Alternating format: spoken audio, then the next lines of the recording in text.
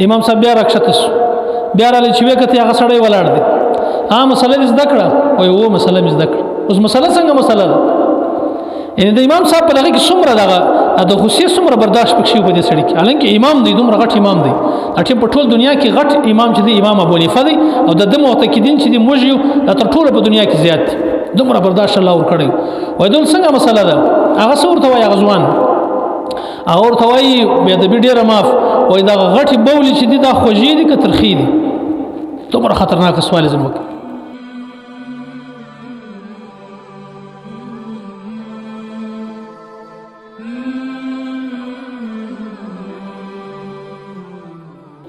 نبی علیہ السلام ته یو صحابي رالی، وایي د الله رسوله اوصني، وایي ما ته وصیت وکړه. نبی علیہ السلام ورته وایي لا تغضب، غصه مه کوه. فردد مرارا قال لا تغضب، هغه سړي بار بار دا پوښتنه وکړه چې ما ته وصیت وکړه. نبی علیہ السلام په بار بار په جواب کې ورته وویل چې غصه مه کوه. او یو روایت کې راځي وایي هغه پوښتنه وکړه چې اوصني ولا تکثر علی، وایي ما ته وصیت وکړه خو ډېر غټ اوږد وصیت مه راته کوه، مختصره وصیت راته وکړه.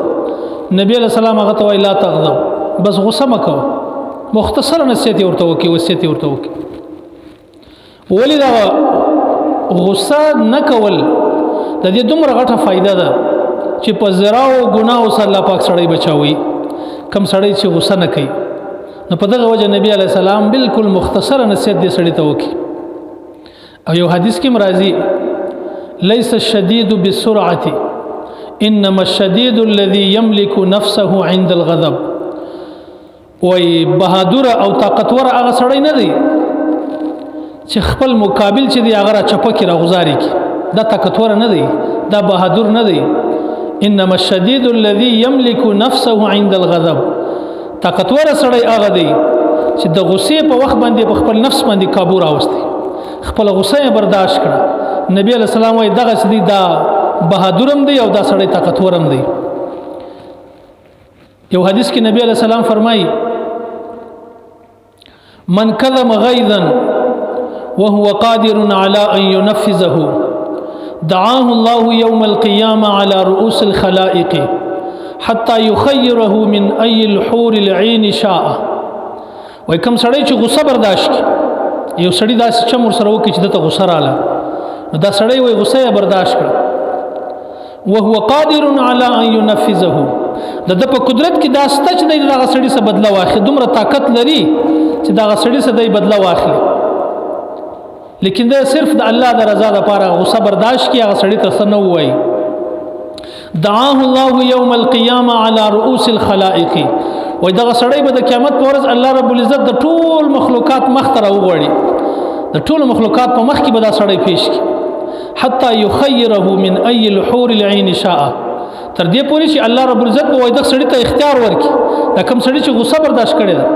چې د جنت په حور عین کې چې د کومه حوره خوښه یې هغه ځان دپاره پسند کړه. یعنې تا د یو بنده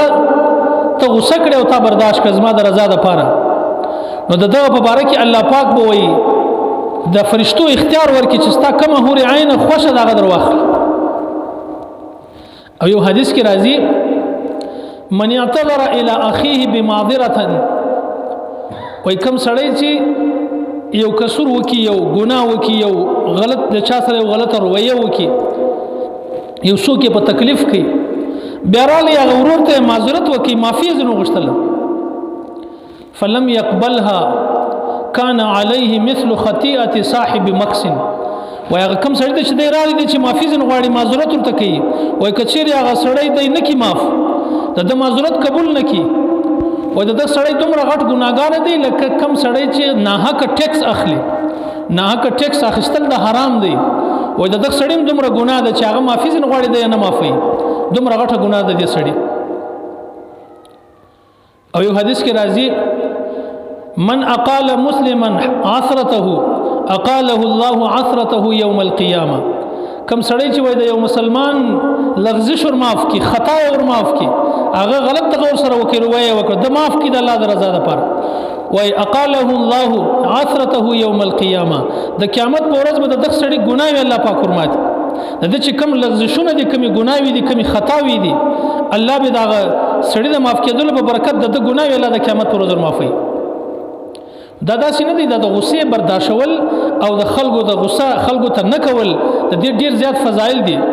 د کتابونو په دې باندې ډک دي چې څومره ډېرې فائدې دي په دنیا کې هم په آخرت کې او زموږ مشرانو هغه څنګه دغه برداشت کوي د خلکو خبرې څنګه برداشتولې تحمل څنګه کوي چې څنګه غلطه رویه بچا ور سره وکړ دی هغه برداشت کړ ډېر په خوشحالي به برداشت ولی هغه ته د دې ګټي معلومي وي هغه ته د برداشت کول نور الله پاک ور کړی د امام اعظم رحمت الله علیه د چا چې موږ په مذهب باندې دا ټیم امام اعظم ابو حنیفه رحمه الله د دغه مبارک راځي وای د دبا سلويش کاله د ماستن په اوداسه باندې د سار منځو کې یعنی ګرد شپه بناسو حدیث به لیکل یا به نوافل کول یا به د الله عبادت کوي نو څنګه ټول شپه چې سړی خوب نه وکي سار به بیا درس حدیث شروع شو د مسائل درس به شروع شو بیا تر ماپښینه پوری د ماپښین منځه بعد به دې سړی بیا د شلیج مختصر آرام کوي نو یو ورځ وای د درس ورکی ماپښین منځه وکي د منځه بعد د کور راشي په بالا دویم منزل کې په دویم منزل کې وای دی بيدس په بستر باندې څنګه بيدسو لاندې دروازه یو چا ورته کول نو د چې د بستر سره پور سو چې کښته ورځاله چې وې کتل سړی ولاړ دی څه مسله ده هغه د یو مسلې پوښتنه میکوله نو امام صاحب سم نو ورته ویل هغه ته یعنی چې کوم ټیم زما مسلو ته کښینه ما هغه ټیم ته نه راځي د ساره تر ماپښینه زنه اسم ته مسلې پوښتنه نه کوي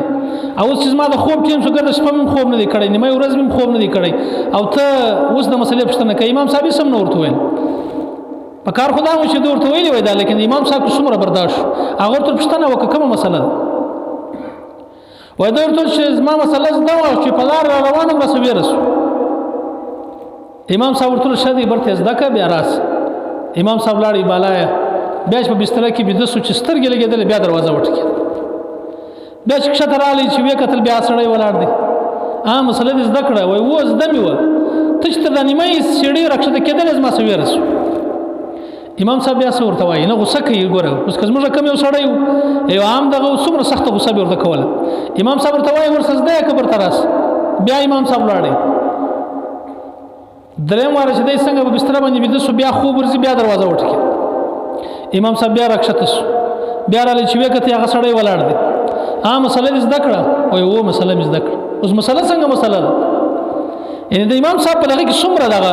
د غصې څومره برداشت پکښې په دې سړی کې حالانکه امام دی دومره غټ امام دی اټیم په ټول دنیا کې غټ امام چې دی امام ابو حنیفه دی او د معتقدین چې دی موږ یو د تر ټولو په دنیا کې زیات دی دومره برداشت الله ور کړی وای دول څنګه مسله ده هغه څه ورته وای غزوان هغه ورته وای بیا د ډېره معاف وای دا غټي بولې چې دی دا خوږې دي که ترخې دي دومره خطرناک سوال زموږ امام صاحب څه ورته وای نه غوسه نه ورته کوي امام صاحب دومره الله برداشت پیدا کړی امام صاحب ورته وای دا چې کوم ټیم نو دی بیا خوږې وي او چې وچې سي بیا ترخې وي هغه څه ورته وای اڅومره بدبخت سړی دی هغه ورته وای ته خوند کتلې دي چې دا لندې خوږې او چې وچې سي بیا ترخې امام صاحب ته وای امام صاحب ورته وخندل ان په دومره سخت په داسې سخت الفاظو باندې هغه باوجود امام صاحب په خندا باندې مجلس کې امام صاحب ورته وای هر شی چې دی هغه په سکلو سره نه معلومیږي عقل هم الله پاک مشترک کړی دی زما عقل دار ته وای چې کوم ټیم دا نو دی نو بیا مچان باندې کښینی او کوم ټیم چې وچی سي بیا مچان نه باندې کښینی دا زما عقل دار ته وای چې مچان چې دی هغه په خواجه شي باندې کښینی او په ترخه شي باندې غنه کښینی دا معلومیږي چې دا لندې دا خوږی مچان باندې کښینی او چې وچی سي بیا نه باندې کښینی دا معلومیږي دا ترخیص هغه سړی په پښو کې رولې دی امام صاحب سے معافی غوښتله وای تا نن په ما باندې وبایلله یعنی مجھے ہرا دیا آپ نے درته څنګه دی وبایلله وای زما یو ملګری و داغه سره زما باز سورالي نو په باز کې هغه ماته دا ویل چې سفیان سوری یو غټ بزرګ دی رحمت الله علیه هغه ماته چې هغه ډیر برداشت لري تحمل لري ډیر خبره برداشتي غوسه ما ورته ویل چې سفیان سوری چې دی هغه ډیر برداشت لري درته چې نه د ستا په باره کې راته چې امام صاحب ډیر برداشت لري نو ما دا سوچ وکړ چې زنن تا معلوم کوم چې ته غوسه ماته وکې نو به زه د زما د ملګري سره باسي مسره کړی زه به ځینې وګټم هغه ته دومره برداشت وکړي چې ما وبایلل نن بس زما ملګري زما سره وګټل یعنی امام صاحب په دومره سخت انداز باندې ستړی کی خوب صرف ماپښین لږ وخت باندې خوب کول بیا په دغه وخت کې بیا راتلل بیا 3 وار راتلل او بیا داسې مسله پوښتل او بیا دومره سخت الفاظ ورته ویل لیکن امام صاحب دومره په بهترین انداز باندې د دې وجه سوه د دې وجه دا و چې دغه خلکو ته دغه د برداشت کولو هغه نور الله ورکړی په دې کې دومره زیات خوند دی د خبره چې د چا غوسه چې برداشت کې په دې چې کوم ایمانی نور الله پاک چاته ورکوي په کروڑو نوافل باندې هغه نور نه ملاویږي دا یو سکند خبره ده 5 منټه خبره ده کله چا غوسه برداشت نو په هغه باندې کوم نور الله ورکوي دا په ډیرو نوافل باندې نه ورکوي